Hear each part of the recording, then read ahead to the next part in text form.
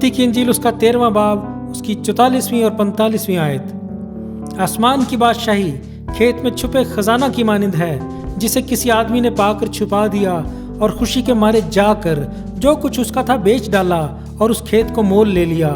फिर आसमान की बादशाही उस सौदागर की मानिंद है जो उम्दा मोतियों की तलाश में था।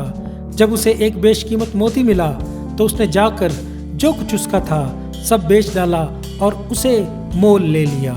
आमीन। इन दो तमसीलों में पोशीदा खजाना और बेशकीमत मोती से मुराद खुदा की बादशाही के भेदों की समझ आ जाना और उसकी सारी शान शौकत और जोर का पता चल जाना है।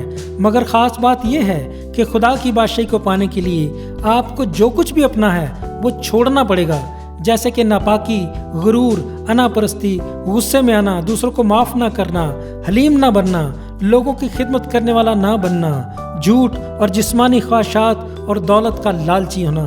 अगर आप इन सारी आदतों को छोड़ने के लिए तैयार हैं तो आप खुदा की बादशाही के लायक बन जाएंगे, जहां हमारी सोचों और ख्यालों से बढ़कर हकीकी खुशी, तसल्ली, इत्मीनान और सारी दौलत आपके पास होगी, क्योंकि आसमान पर यरूशलेम की सड़कें सोने की और उसकी बुनियादें 12 कीमती पत्थरों से बनाई गई हैं। देर मत कीजिए, वक्त कम है, यीशु जल्द आ रहा है। आप जल्दी से अपने गुनाहों से तौबा करके यीशु की बादशाही में हिस्सादार बन जाएं। आमीन।